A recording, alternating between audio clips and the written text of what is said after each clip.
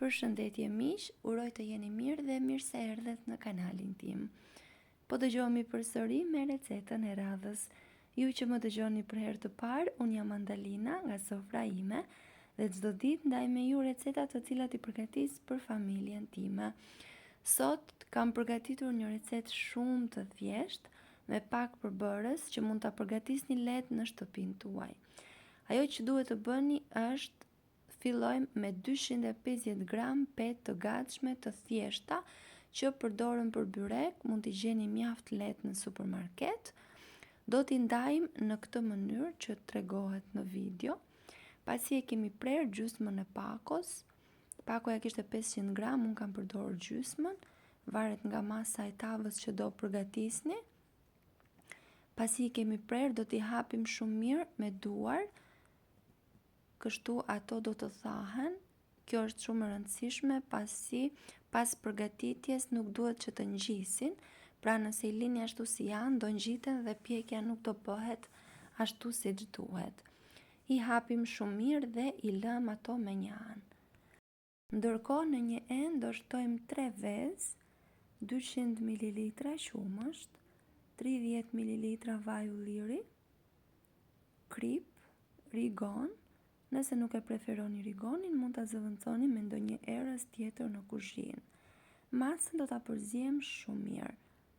Dua t'ju kujtoj se nëse jeni i ri në kanalin tim, ju ftoj të hidhni një sy recetave dhe nëse ato ju pëlqejnë, mos harroni të bëni subscribe dhe të shtypni butonin e ziles, kështu do njoftoheni për çdo recetë të re të postuar.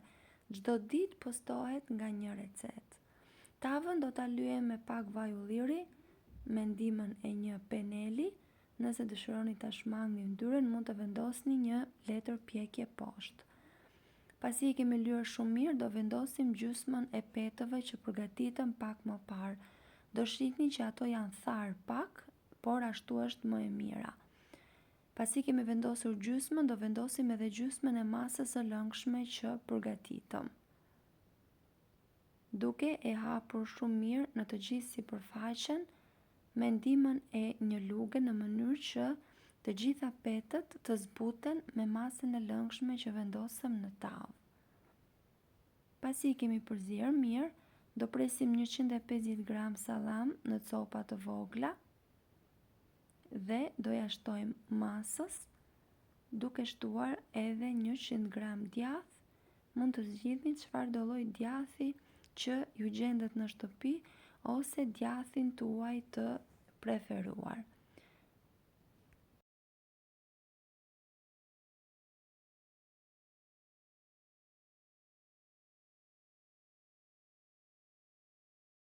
Pasi kemi vendosur edhe djathin, do vazhdojmë me pjesën tjetër të petëve që lam me një anë. Do ta hapim mirë në të gjithë sipërfaqen, kështu si shihni në video.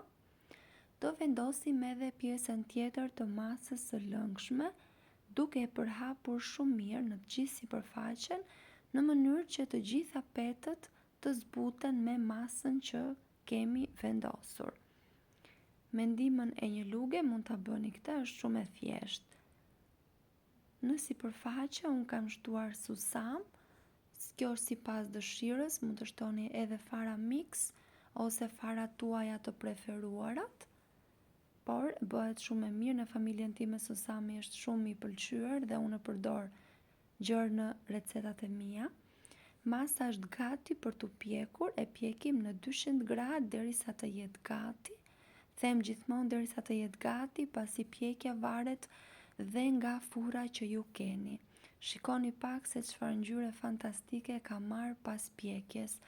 Mund ta quani sufle, mund ta quani byrek, si të dëshironi ju, por ju sugjeroj ta provoni pasi është një ide mjaft e mirë kur nuk keni kohë, por dhe një ide mjaft e mirë për t'i marrë me vete në punë ose në shkollë, por edhe në plazh.